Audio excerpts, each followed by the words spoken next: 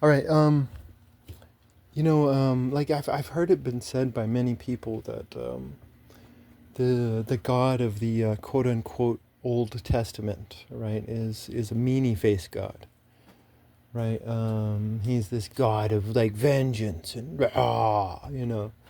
Um, but one of the also things that really really pisses me off is just the biblical fucking, I don't know what you would call it, interpretations, exegesis, whatever. Fuck you guys.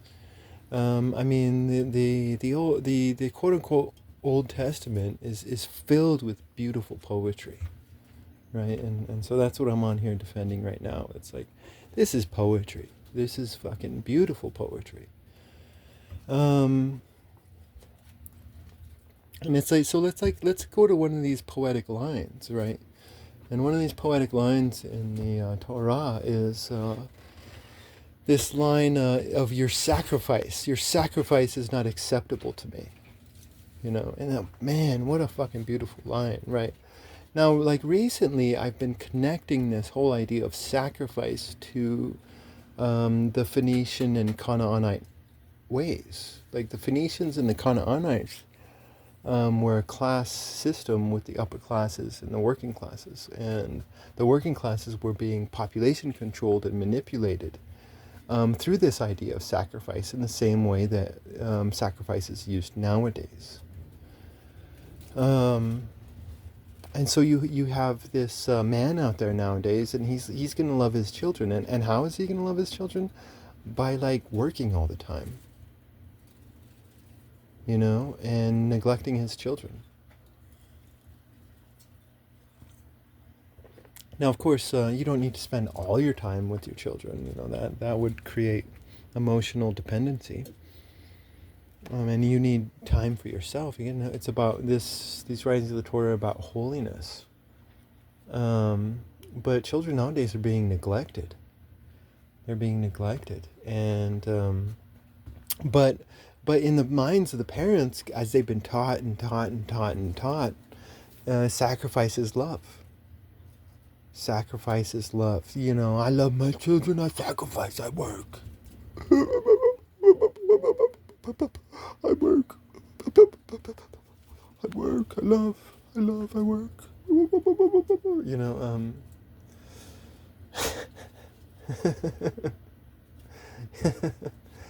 know. I mean, it's a beautiful line of poetry because it's very nuanced, right? Very, very, very nuanced. Because I mean, like if you follow along my line of reasoning, it's like, why wouldn't the sacrifices be acceptable? The sacrifices are not acceptable, but because this is a God of love, you know. And ask one of these children who are being neglected. Ask them, and they will. They don't like their parents. Like, the man that sacrifices and sacrifices and sacrifices, your children don't like you. Your wife doesn't like you.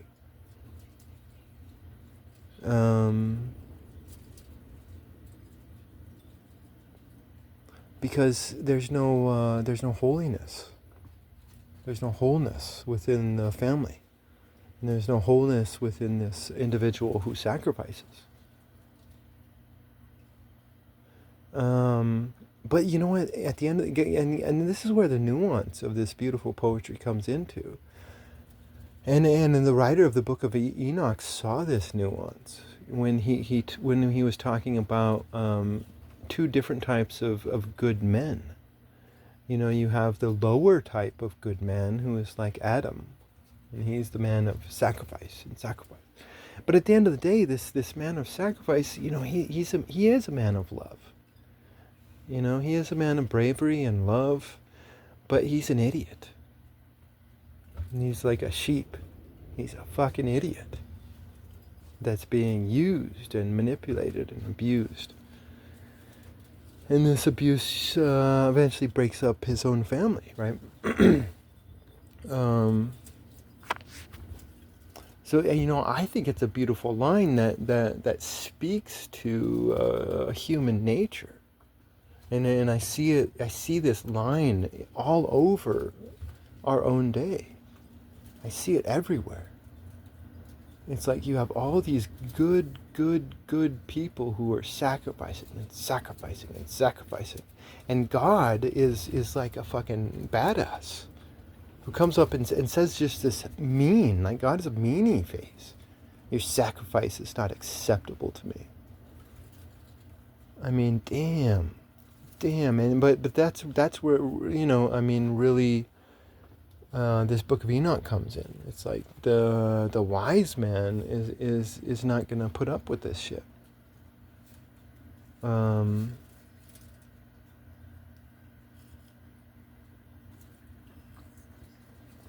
It's a beautiful line. Your sacrifice is not acceptable to me, because heroism and sacrifice is used as a population control method. You promote heroes in order to promote, little soldier boys that'll go out and get some land and some resources for ya. Not for themselves, but for ya. Not for the tribe, but for ya.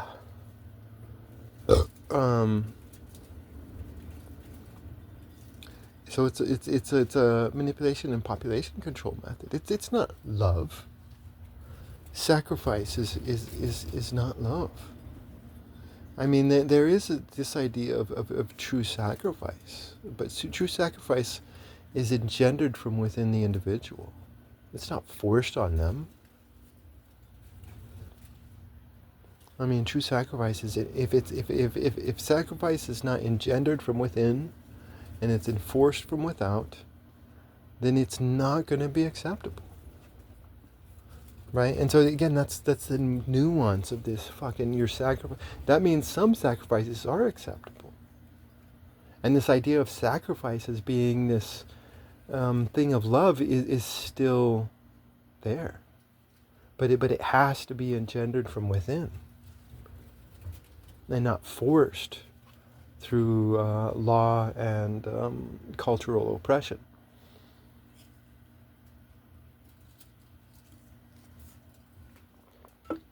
And so, I mean, damn, there's just some really good fucking lines in this Torah. And again, it's all just beautiful poetry. Like, when I was a teenager, like I would do poetry, but I don't do it like I do now. Like when I do now, it's kind of not like poetry, kind of just stream of consciousness. But when I did poetry as a kid, like I wasn't trying to be like Wordsworth, maybe I was, but I wasn't trying to be like Words. I wasn't trying to talk about the flowers and the meadows and all this other stuff. Like I loved the mathematics of poetry, right? Because it's like each line has a number of syllables. All those syllables have sounds, and it's like, damn, it's like this, and then there's the meaning of the words. It's like very extremely rational and creative exercise at the same time. But I was really focused on the mathematics of poetry. When I did poetry as like a teenager, I wasn't like trying to do anything profound or, deep or, and like I was just fucking having fun with words and sound and math and damn, known by like the poetry of the Torah is just, I think, amazing, and not only that, I think, it's like there's this idea in the Torah of a heart of stone and a heart of flesh. Like if God has a heart of stone to those who have hearts of stone, then what's wrong with that? That doesn't mean make him a meanie-faced God. That doesn't make him a God of wrath. Oh, no, this is a God of justice. If you have a heart of stone, then God, who is pure love, it doesn't want anything to do with you. Purity. Purify your household, purify your heart, purify your tribe. These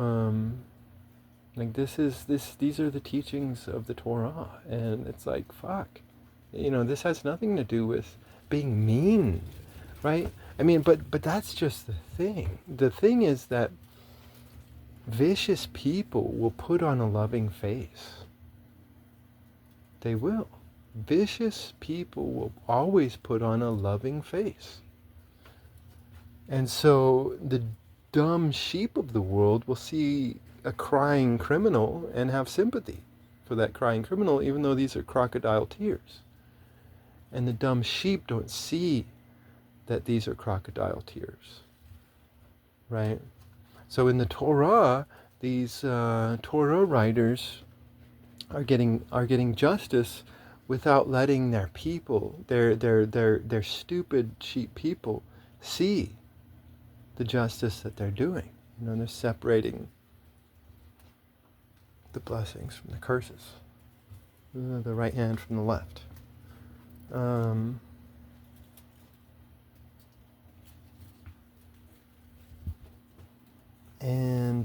But it's like, no, they're going after criminals. Criminals who are pretending to be good people, but they're not. And there's some people out there who just don't have any self-awareness, but they can still have good hearts. And so anyways, I don't even know what I'm talking about right now. I'm talking about poetry in the Torah. I'm talking about your sacrifice is not acceptable to me. Like, I don't even know where that comes from. I know it comes from the Torah somewhere. But that's a good line. Even if it doesn't come from the Torah, that's still a good line. Your sacrifice is not acceptable to me. Because I see it in this world where all these parents are going out and they're sacrificing, and their families are being destroyed. Right? Because the parents' sacrifice are not acceptable to these neglected children.